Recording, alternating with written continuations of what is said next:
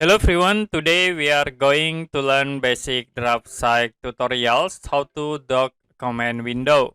For example, I will dock this draw window command. Now you can use min toolbar command, type minus toolbars, press enter, and you can tap draw, press enter again, and enter to show.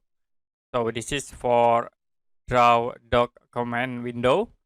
And if you want to show for the modify like this, you can tap again minus toolbars, type modify, press enter, and enter again to show the modify toolbar.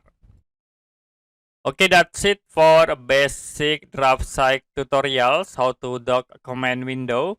And if you have any question about this tutorial, you can comment below this video.